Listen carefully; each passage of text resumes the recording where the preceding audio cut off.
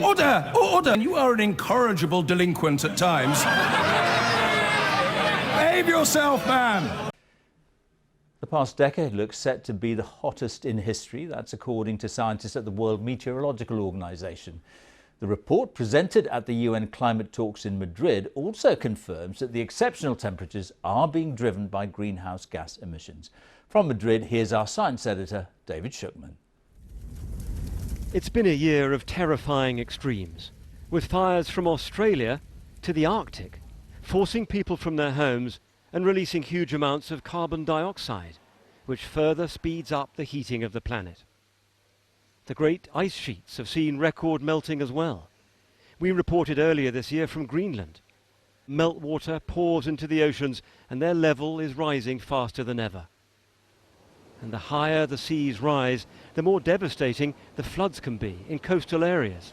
This was Thailand. And UN scientists say it's part of a pattern that's becoming more severe. At a news conference here in Madrid, they came out with a stark conclusion that the past 10 years are on course to be the hottest decade on record. This is a clear climate change signal. The fact it's not just 1 year, which is warmer than previous years, we're seeing, entire decades. So since the mid-1980s, each successive decade has been warmer than the previous one, and that's not good news.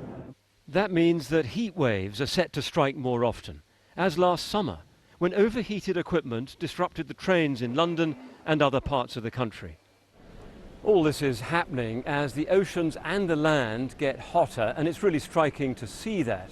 The lines here represent the temperatures over the last 100 years or so, and they used to all be below the average for the 20th century. But more recently, they've all been above that average, getting hotter all the time, and no sign of that process ending. The talks here in Madrid are meant to find answers, but as ever, they're moving incredibly slowly. Hoping to bring new impetus is the 16-year-old campaigner Greta Thunberg, arriving today by sail from America. Now a global celebrity, she's losing patience with the world's response to climate change. I think people are underestimating the force of angry kids. And she had this message for world leaders. That they listen to the science and act on the science. That they start treating this crisis like a crisis and cooperate internationally. For a teenager who's inspired millions around the world, crowds on the quayside. Shifting opinion in the conference hall is another matter. David Shukman, BBC News in Madrid. Now, just a quick reminder that we're waiting for these leaders to arrive. Angela Merkel just turned up a couple of minutes ago. She gave a small and respectful bow to the choir that is still singing here. A reminder that this is a diary clash of the highest order. While world leaders have gathered in London for the 70th anniversary of NATO, over in Madrid, delegates from 196 countries are convening for COP25, the UN Convention on Climate Change. Climate activist Greta Thunberg has crossed the Atlantic by catamaran to attend and is expected to join the conference imminently.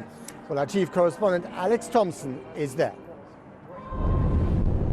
Dawn off Lisbon, approaching landfall having sailed the Atlantic in a catamaran. Greta Thunberg arrives in Portugal.